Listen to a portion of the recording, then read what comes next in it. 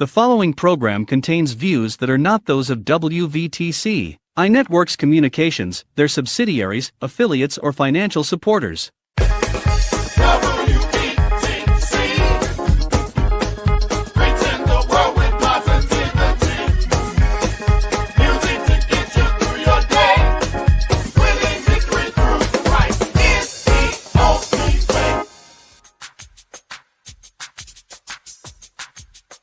All right, good morning, everybody. Good morning. What a beautiful day that the Lord has certainly made for you and I. This is Windy City Podcast. My name is Gerald Montgomery, and today we're going to have, God, I look like I'm white, heavenly, an angel from heaven.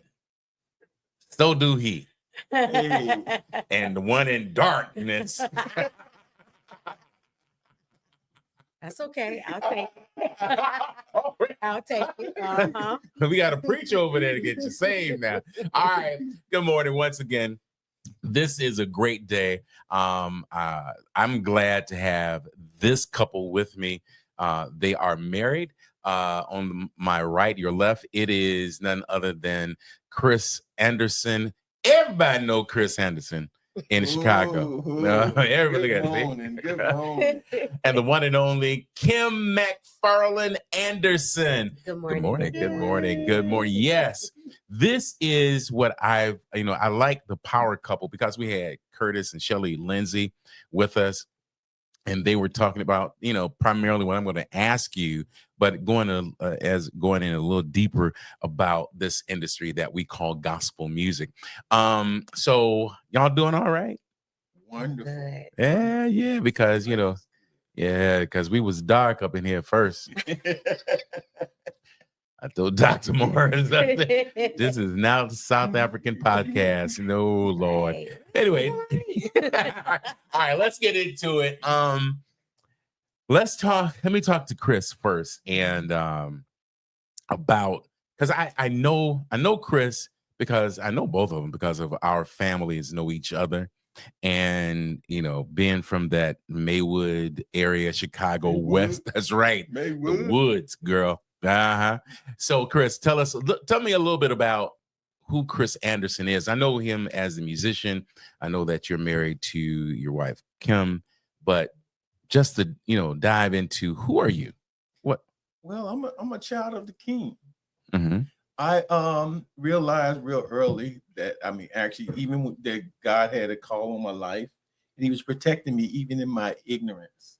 Mm-hmm. I wasn't brought up in church, okay, or whatever. So what happened is, even when I was out there, actually in a bad way, mm-hmm, God protected me even before I knew who He was or if He was. mm-hmm. And because of how my life was when I was a child, I was like, if God exists, where has He been for me?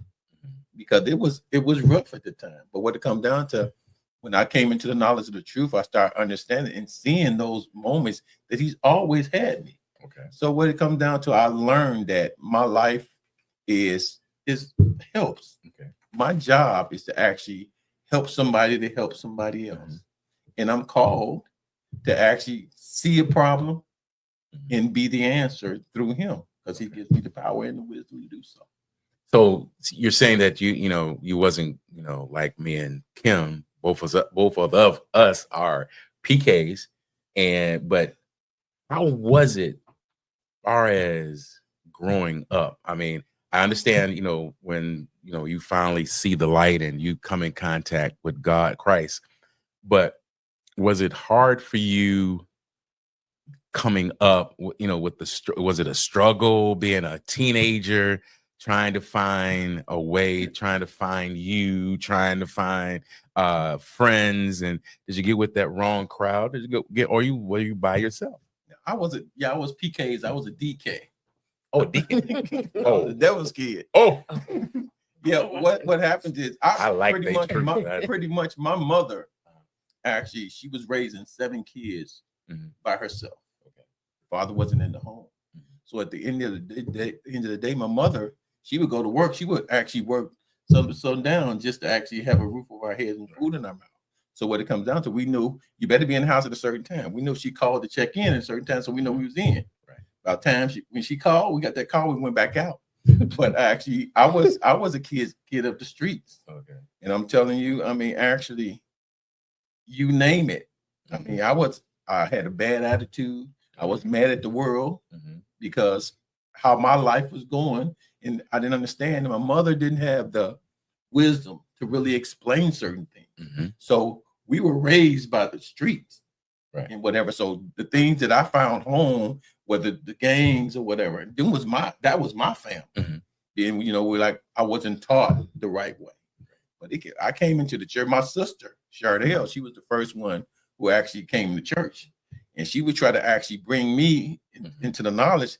And she started reading scripture and started crying. And I'm like, I don't want to hear that. I mean, stop that. And, you know, so it was like a turn off. But my thing is, my life was based on the streets. And I learned, but when I first came to the church, it was this lady.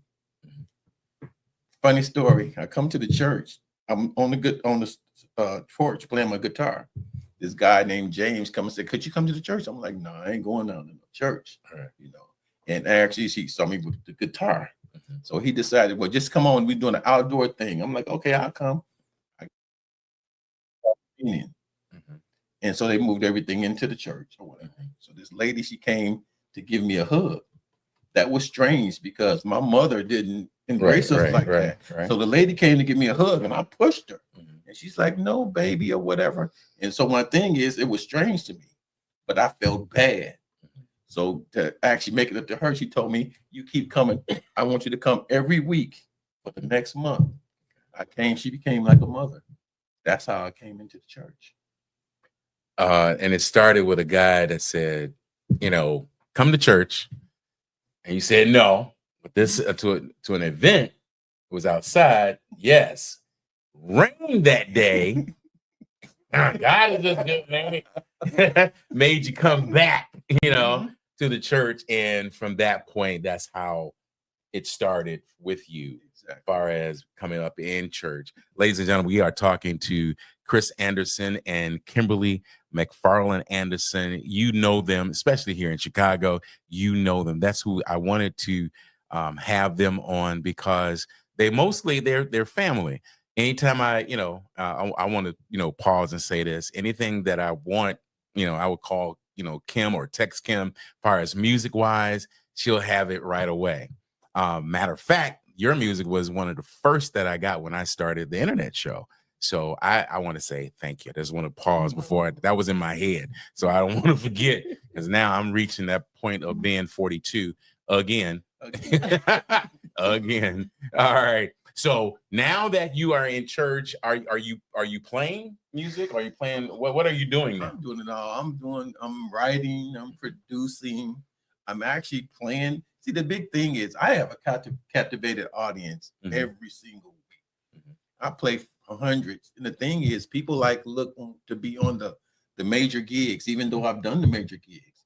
But it's a thing where you actually every week, God lends you his people to minister to every week. And you know how you have a responsibility.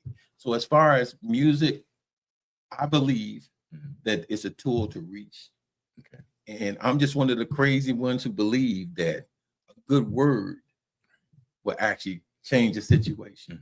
So as far as that, I produce, I write, wrote for many artists. I would have played for many artists, especially everybody in Chicago. Right. But as far as music, I believe that God gave it to me to be a help. Right. And my whole life is about help. Right. Right. And the list is long with you. I mean, long.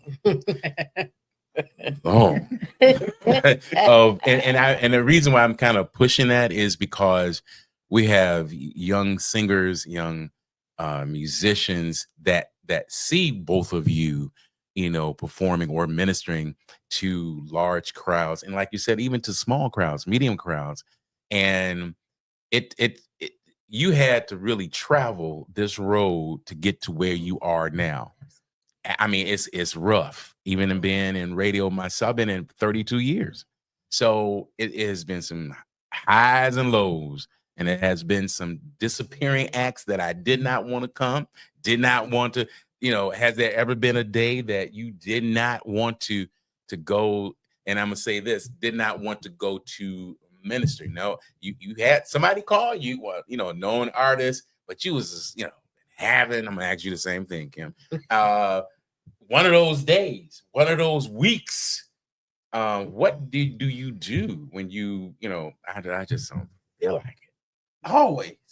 A matter of fact, this is pretty much every Sunday when I don't want to get up. But I got to the point where I was traveling so much that whenever I had, whether I got a call to go to Italy or whatever, I kind of got this heaviness over me. I don't want to go. And I go to the airport. That's how come I don't really like to travel now unless I have to, because I like to be home. So I'm having this heaviness till I get on the plane, then I'm fine. I get to the place, then I'm fine. But the thing is, whenever I'm going to minister or whatever, or play, when I get there, it stops being about me. And I forget about me. So all the stuff dissipates until it's time to get back to the airport. But coming home, I'm always good. But it's always a time when I'm like, I don't feel like it, but I actually know God has given me a gift, and He's made me a conduit. The blessing ain't supposed to come to me; it's supposed to move through me. So what it comes down to, whenever I'm in front of people, God lend me these people. He lend me His precious gift. I got to be responsible and accountable to what He's given me. And the people who you do play for, you know, there's a little mix of I see gospel, you know, artists on here. And there is a mixture. Is gospel the only, you know, music that you play, or do you play for R&B? I'm not being real, because, you know, in this day and time, musicians, you know, will play at church Sunday morning. No, they got a gig, you know, somewhere else, not so much another church, but far as secular artists, far as a jazz artist, is that you? If it is you, how can, and I always ask my wife this, you know, because she says, if Mariah Carey called me to do background, I'm out of here. That's it. Oh, sound like it's somebody, she got a witness over here. So would you, I mean, do you, would you pick up somebody as far as an R&B artist? I have, and I do. Music, see, God created music, and it was a positive thing. We as people, we corrupt it. There's no difference. C, whether it's classical, country, western, R&B. The thing is, we have to be wise as the world. We're called to win souls. If Jesus was here, He wouldn't be hanging out in the walls of the church. He'll be out there trying to propel men to come, or show them the way. So what it comes down to, if you have the right mindset, and you have to have the right mindset, because you can get out there and get twisted. But if you have the right mindset, playing for Wayne Brady, you know, and Wynton Marsalis, it's a secular quote unquote event, but that don't make me secular. I'm still a child of the King, and how I walk in front of them becomes the example. So what it is, yes, I do, and I will, because it's about us actually showing the other end and showing them the way, because a lot of them don't know, and we may be the only ones who lead them to that or show them the way. Let me switch it over here to Kim, because you know, people have seen you with Donald Lawrence. That's who you currently were traveling with. So if the Beehive called you, girl, I need a background singer. Babe, can you take my bag to the car?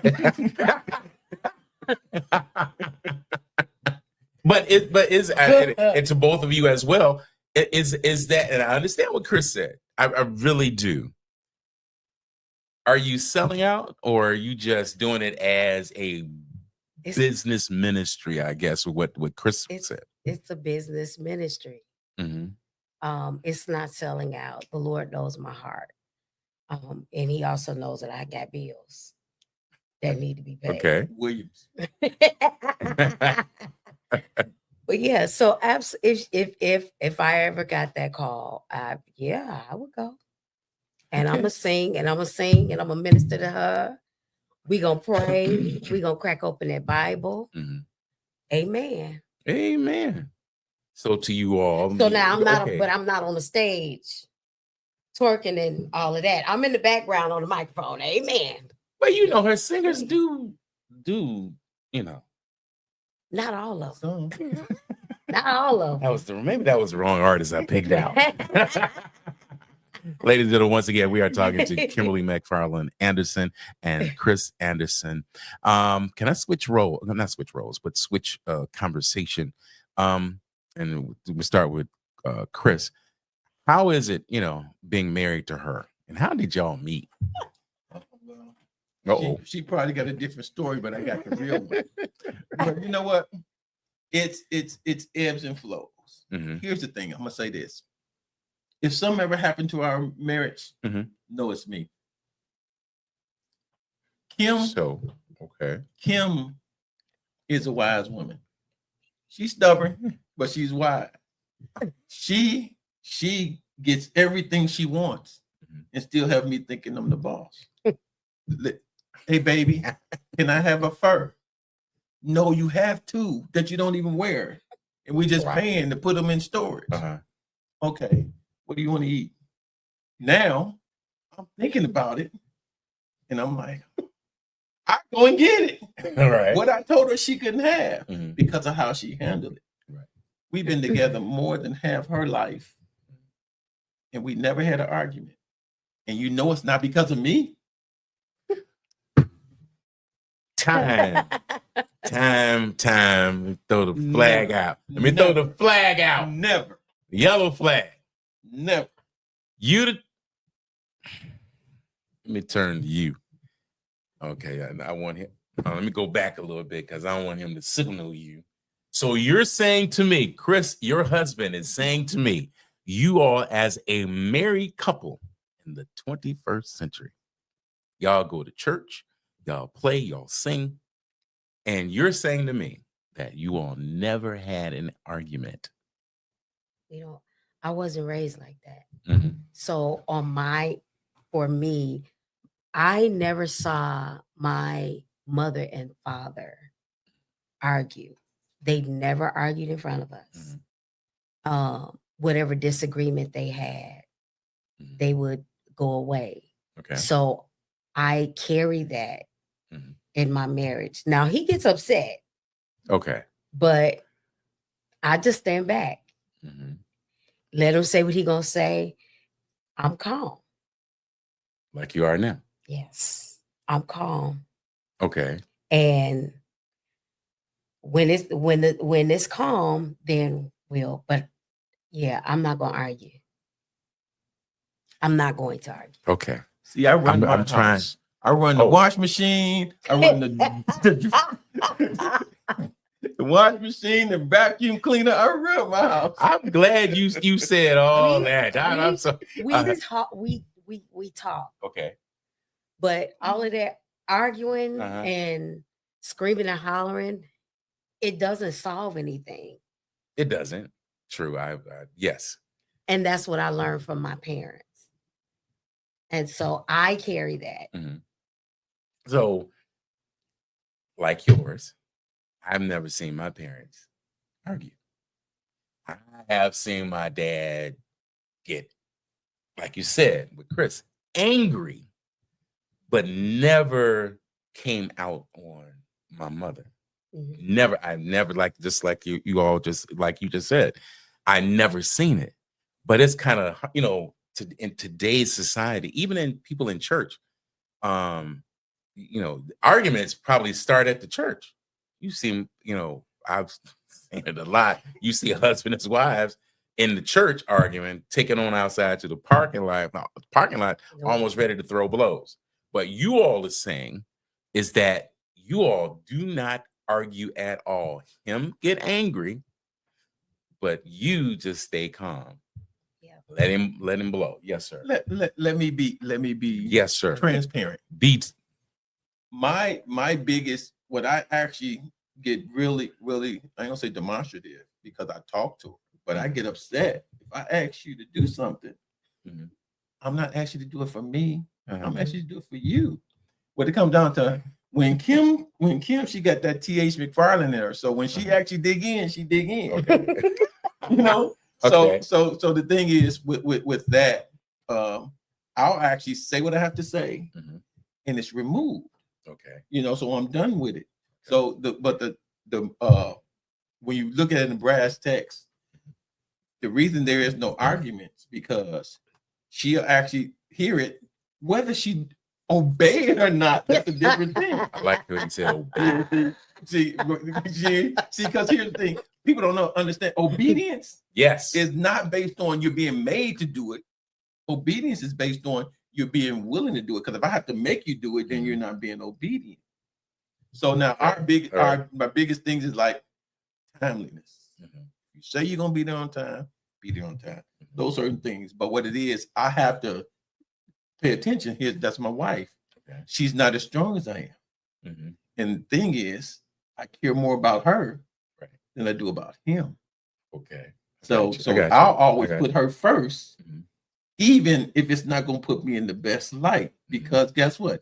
My responsibility is protect her and not protect me. I'm supposed to actually worry 100% about her and 0% about me. 50-50 doesn't exist.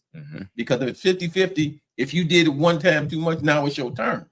That's where the friction starts. Right. So my thing is, even when I did my record or whatever, it's still about Kim. Because guess what? To me, that's the article.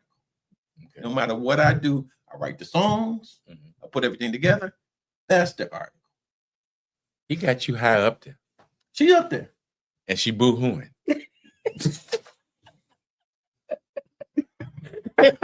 Yeah, you all are very unique. Very, very, and you know, and I really, I've never really took the time to really, speak to you all, because really I'm just, when I call or we see each other somewhere, or I call you, it's really about the business in the industry. Yes. Period. That's it. But far as when you get to know someone, especially when we see people on television, we see them on the movie screens, we see them on YouTube or on social media, on wherever we see people at, we assume how they are. Yeah. We don't know who they are because the only thing we see is what we see. That's it.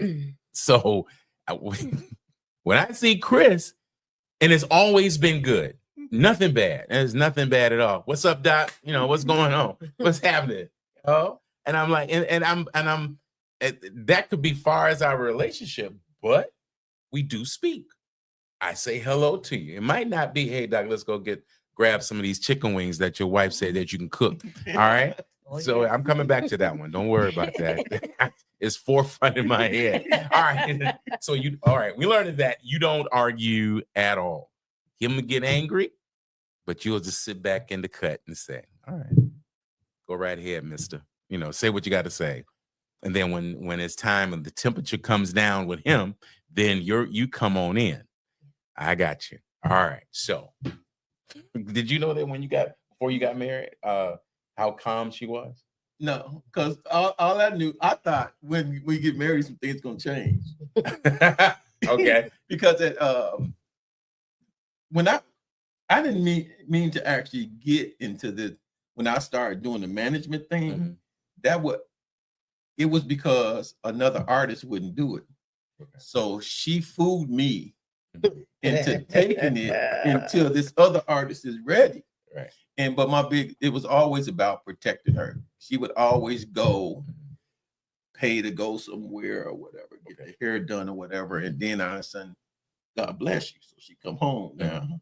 I don't have gas money, that kind of thing. So it was like a protective measure. Okay. And so in the grand scheme of things, we got a 6-year difference. So I wasn't going to marry Kim because she was too young. And I thought she was too talented. And my thing is, with me, Kim and Chris won't last a year. Wow. The word was out that I put my hands on my wife the whole 9 yards. So they had me as this big ogre, and I'm actually feeling it, but I can't say nothing.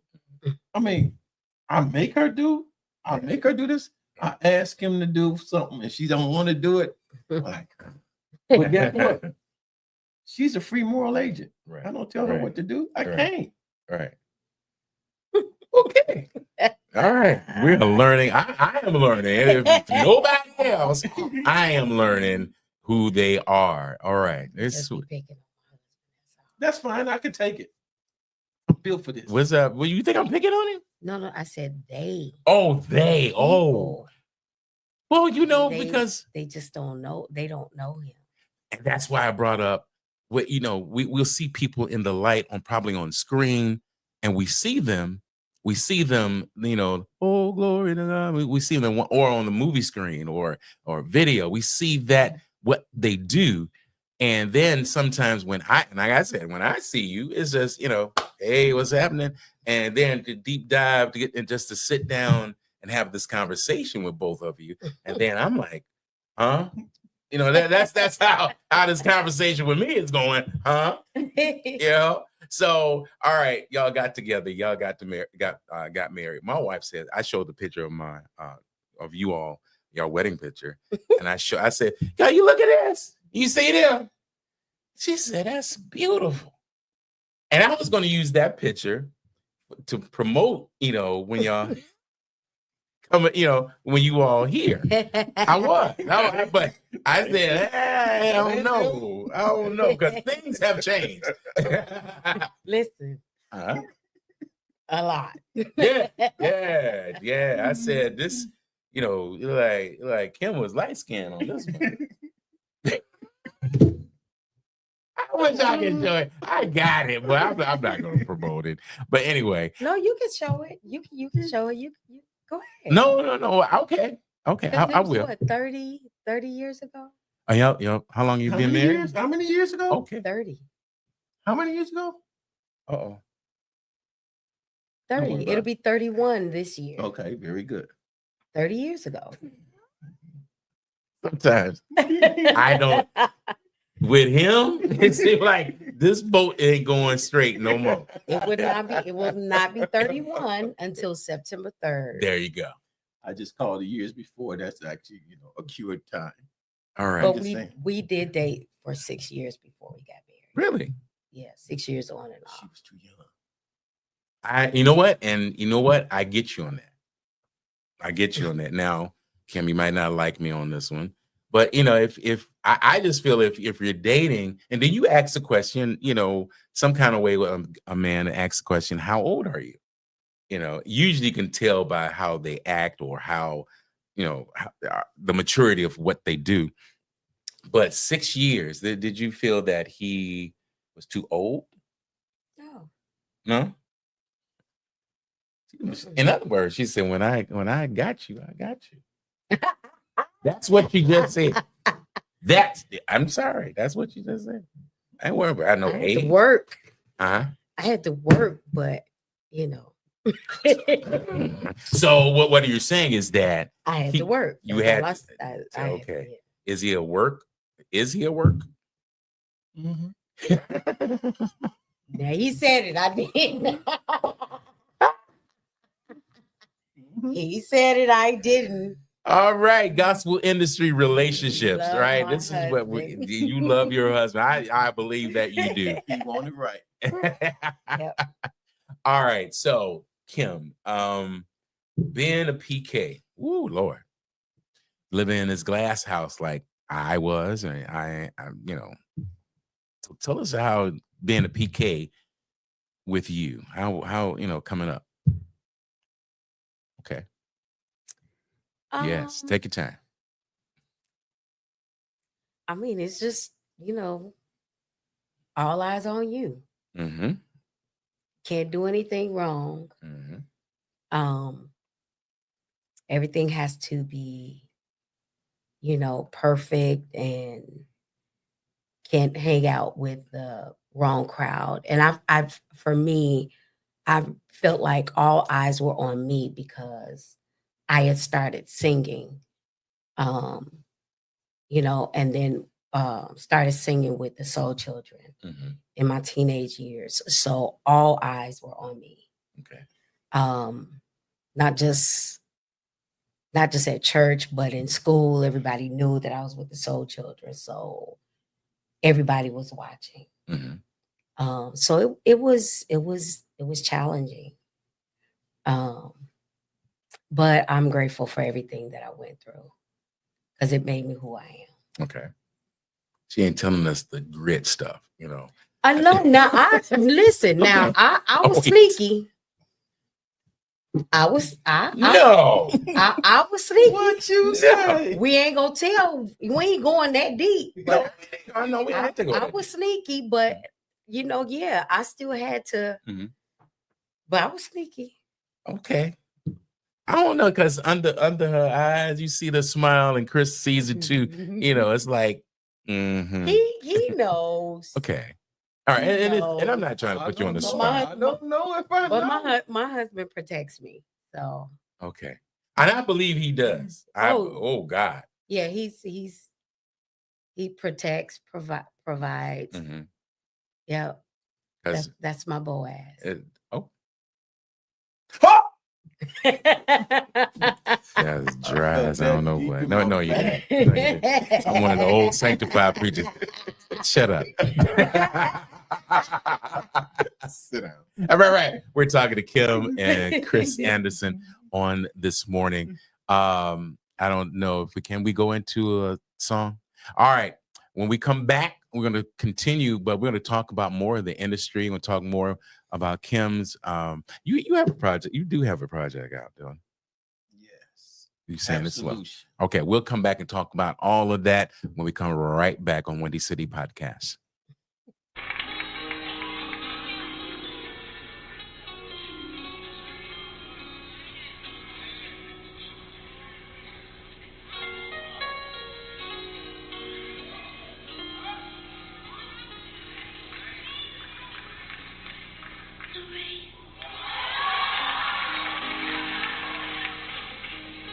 It's not given.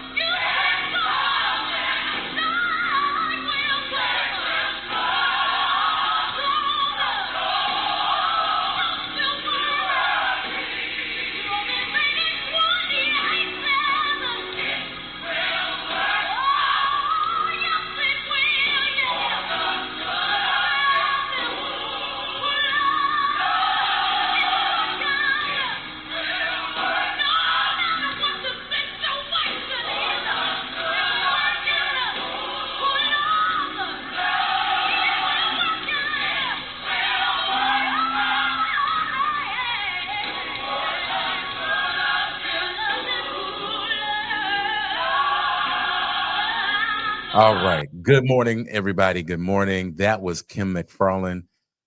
She is somebody singer. I just learned something. We're going to go over it for the good of them who love the Lord. She also sings, I Tried Him and I Know Him. We Are One by Walt Whitman and the Soul Children of Chicago. And come back to the Tommies in My Name.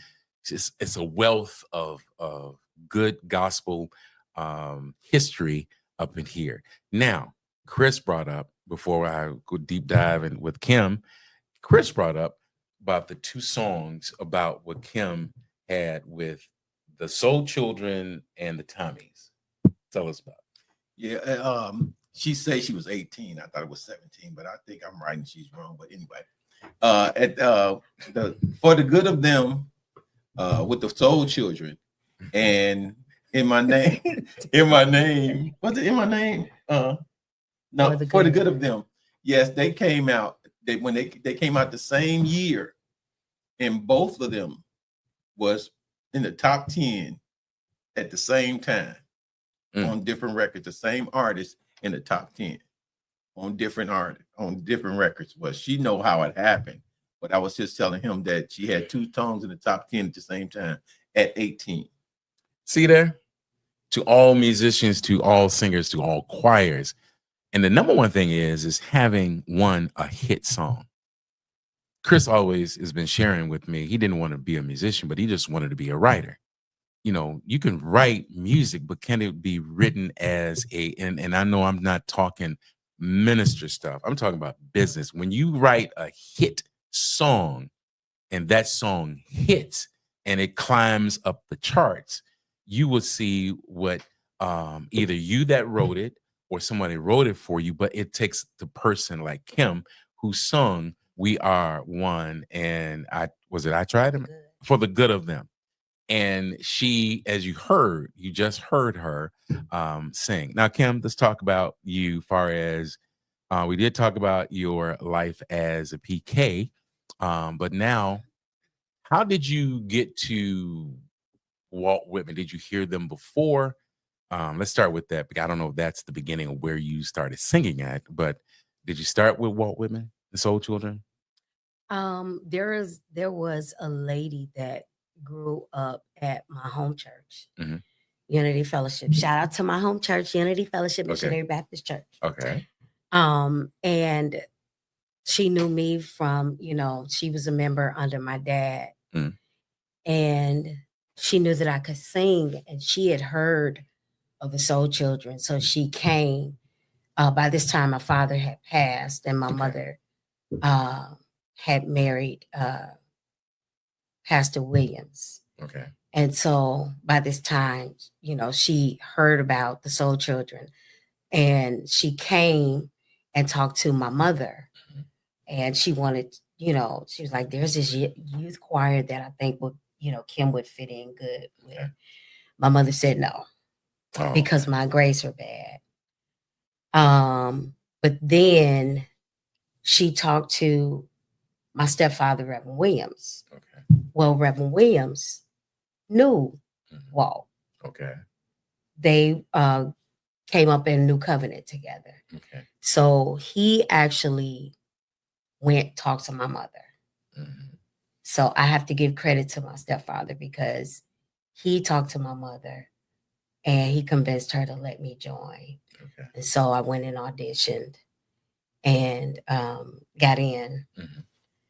And the very first concert, I never forget the very first concert we did, I led I Shall Wear a Crown. Oh, really? Okay. And so it was just from there. I was 15, age 15. From 15 to 18, I aged out. Okay.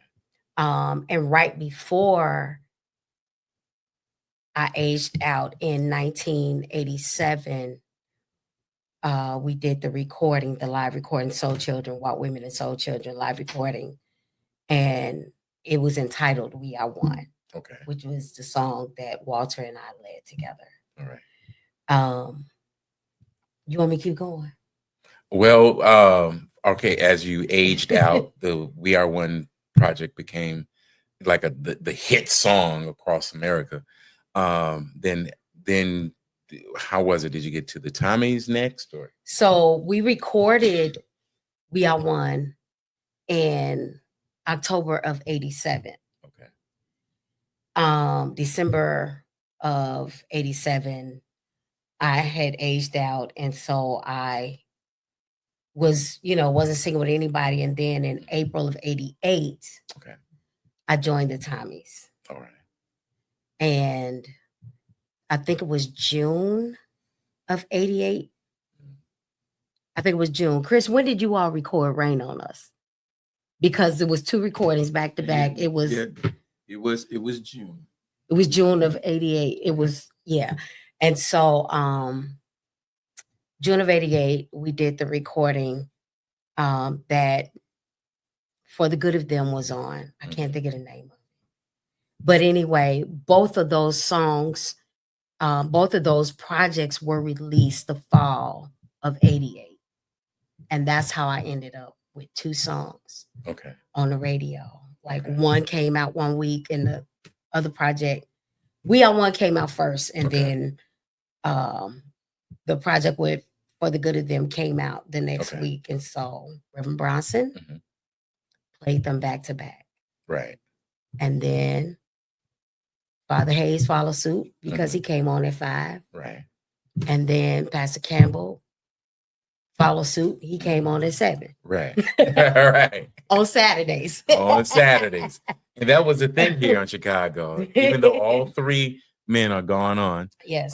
but they held gospel music down on set. Like a day like this, man, gospel music was highly in the air. So okay. So what did you, Miss Scoot, back to Walt Women and the Soul Children? What learning experience did you learn from the Soul Children? Was there anything that you took from them? Walt said, what was the thing that you learned from the Soul Children? What I mainly learned was he had taught us, my age group, the group that I was, he taught us to sing the song. Because back then it was, we were trying to do all our runs and stuff. And he was like, no, sing the song. People need to hear the lyrics of the song. And he taught us, sing the song, save your runs for, the vamp or the climax of the song. Right. That's when but in the beginning, sing the song, sing the lyrics of the song. And then the other thing I learned was how to engage the audience and stage presence. So those were the. All right. So Walt Whitman, the Tommies, somewhere around there, you meet this dude. Somewhere you get to the Tommies, and because at that time the Tommies was traveling, was singing, you're going from one professional group to another professional group. So you meet this dude, and I'm sorry, Chris Android Anderson. Changed your life. Yes. I met him right after the Tommies recording. Okay. I'll tell the real story when she finished. No, I did. I met you. You were on the bass, babe. You were playing Rain on. You were for the Rain on Us recording. I'll tell you the truth. Okay, now go ahead. Go ahead. It was reversed. We recorded before you all. Okay. So what happened was Tyrone Block brought Kim up to me. Now it was after the session, right after the session. I was like tired. I'm ready to go or whatever. He says, "Hi, this is Kim in front." I said, "Hi," and I was trying to get out there. So now they're rehearsing, and I come to the rehearsal, and actually she's singing, and I say, Tyrone, who was that? He says, man, get out of here. You didn't recognize it. He said, man, get out of here. I introduced her and you poofed up. With my And I said, glasses. I said, introduce me. So after rehearsal, Tyrone said, hey, Chris, this is Kim. She said, hi. Oh, bam. Yeah, so I was working at Triton College at the time in the printing service. And I'm going through the cafeteria and she was going to school there. And we talked because I was actually upset because she had to call us for a gig. Me and my best friend, it was me, Toby, and Felix. They didn't learn the material. Yeah. They didn't learn the material. So all three of us got fired. What? So I'm upset. So I'm like, I'm done. But we talked about it in the cafeteria or whatever. Right. And so every day we actually talk in the cafeteria. That's how. So she forgot. It was I poofed her first. She poofed me next. It's like, really, I am not here. They talk. This how it is. They talk like this over me. You know, we keep you in. oh, thank you. Thank you. So, all right. I always want to backtrack. Walt Whitman, the Soul Children of Chicago. I mean, Walt Whitman and T.H. McFarlane. My daddy. I'm sorry. T.H. McFarlane and Unity Fellowship Mission Baptist Church. yes. And he taught her to sing. He did. My dad, yeah. So there is Mary Mary. It just came to me. There is Mary Mary. There are other, not so many female gospel artists that are duos, that are sisters, but what is the age difference between you and Keisha? 7 years. Okay, so y'all at that time you coming up, she was a child. baby. Yes. Okay. But now y'all grown. Yes. Has there ever been a time that you say, hey, Keisha, because her sister Keisha McFarlane is amazing. Stupid. Good word. Well, Good word. Philly.com is her middle name. Yes. She came to Powerhouse Sunday and just wore us out. Yeah. Wore us out. Yeah. So why did you ever think about, you and your sister do something? Yeah, actually, my husband wrote a song for us. It's a tribute to my mother and my father. We just haven't gotten in the studio to do it. Okay. But it's coming. It's coming. It was supposed to be on my last EP. Okay. But yeah, we're gonna get it done. Okay. All right. So she, her and her sister are just crazy. Good. So now there was something I wanted to, but let me keep going on. All right. So now Tommy's, I'm quite sure you're singing, like I said, Tommy's were just singing everywhere. You're playing for the Thompson Community Singers as well.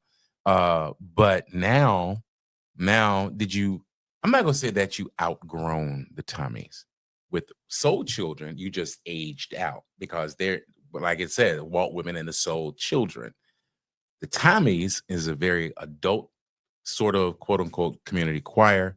But you singing all these, how many albums did you do with them? I only did 3. 3? Okay. Did you do the Miracle album, the Red album? That was before. I was still in the Soul Children. Only reason I brought this up, Chris and Kim, because I was on that one. Yes, sir. I see you peeking behind the screen, Morris. I see you. If you look at the album, you go on Apple or Spotify, you bring up the Miracle Live, and I had hair.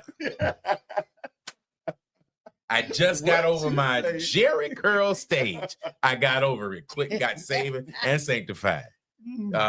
But the reason why I asked, because I'm like, dang, did I remember you from the Miracle album? That's the reason why I asked you, because I was on that. You sung before then. All right, I do sing, and I'm like, Chris, I didn't ever want to play.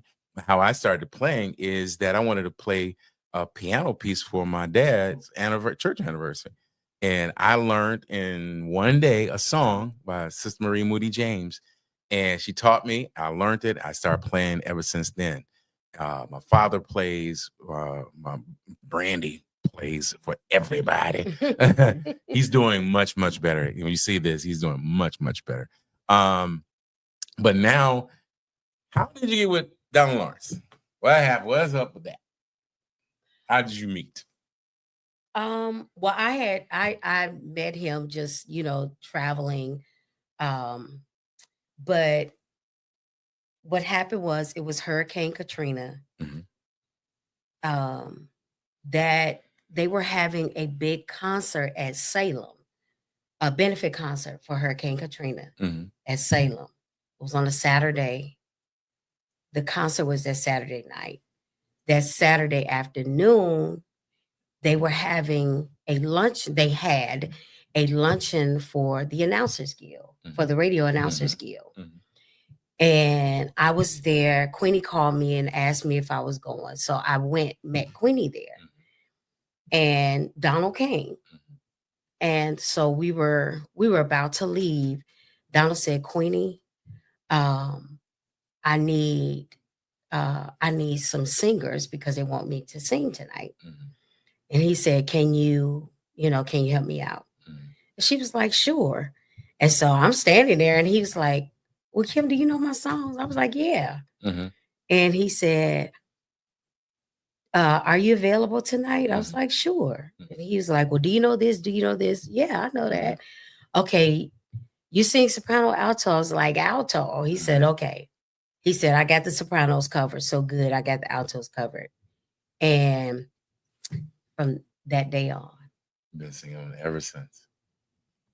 See how God will make room for you. If you, not acting, and this is another question I'm gonna ask both of you as far as how your attitude is when you do go out, that you're not singing nowhere, but you're just there to support somebody. That you acting with grace. You're not tripping out. They told me I'm gonna sit right up here in front. Why am I not sitting up here? Getting that west side. Why? So how do you, when you come into an auditorium or church, whatever venue it is, whether you do have to sing or not, your character. Some artists that I've seen, background singers, they just think they're up here and think they're supposed to be like the it in the it, and they have this attitude. How do you act? How is your accountability of when you come into a place? Is it, that I'm high and mighty, or I am Chris Anderson? I have my two phones. There's a seat for the Android and the iPhone, and then I do need a seat. You have to really listen to the morning show in the morning because when he pops in. But anyway, so how is your attitude as far as when you going somewhere, or how does one supposed to act when they, because both of you are well known here. So how do you keep up what you're doing now, being in the public? You want me to answer first? Go ahead. I am a backseat person, back row at the program. I'm never one that wants to be paraded down the aisle and, gotta have the front row seat. That's not me. I'm there to support and to enjoy. Okay. And so I've always been like that. Okay. I sit in the back at my church. If I'm not doing anything, I sit in the back. I don't need the front row. It's not important. It's not important to me. The old saints would say, you, whether you are an artist or not, you just need to come up front because that's where the fire is at. You know, y'all. The fire's in me. Oh, really? Okay. So wherever I sit, you burn. within. I hate it. At least move to the middle. All right. So, Chris, what you say? Well, really, I'm just when I'm out in public, I'm just a social butterfly. Okay. I'm never want to be seen. The only time you see me is if I'm playing. Most of the time I'm out there talking, hanging out, and they're like, "Hey, you're supposed to be on stage," you know. So the thing is, I mean, when I'm out, it's about enjoying people. I love enjoying people. So. All right. I understand we got 3 minutes. Just to wrap up everything. That's it. Yeah. I tell you, it goes We ain't by. done. No, we It got Oh, now you want to talk. Now you want to say something. Over here, like quite in the back. That's what you in the back. All right, quickly. Where and I just want to, if it means if I want you to tell us where can people find your project. Chris Anderson Absolution is on all digital outlets. Okay. Chris Anderson Absolution. All right, there you go. Kim McFarland, you just look on. No. What's your new project you have? The latest, what you have out now? My praise continues. Okay, because we're playing that I win, and I paid it all different from Jesus paid it all. Jesus paid it all. All right, you can find that on iTunes, Apples, and everywhere you buy your music. All right. Yes. Kim, Chris, thank you so much. The time goes, it flies. And I understand when people say when time on television, they said time moves. It really does. I thank you all. I thank you all from the bottom of my heart. These are two people that you need to know. You can hit them up on Facebook. Are you on Facebook? Mm-hmm. All right. You don't look like a Facebook person. Really don't. You know what? I think you needed to go. I think you needed to be into mortuary services. You'll be great because you know what you do. I never thought about that. He don't move. He don't blink. He just it's my Tourette's. Okay. All right, ladies and gentlemen, thank you so much. Thank you. Have a great and wonderful day. Go to your Apple or Google Play Store and download the WVTC Gospel Radio app today. You can also say, Alexa, play WVTC Radio Skills. Would you like to play WVTC Radio Network? Absolutely. Download it today. Views made on the preceding program are not those of WVTC Radio, iNetworks Communications, or their financial supporters. Winning victory through Christ, WVTC Allsip Chicago, and iNetworks Communication Station.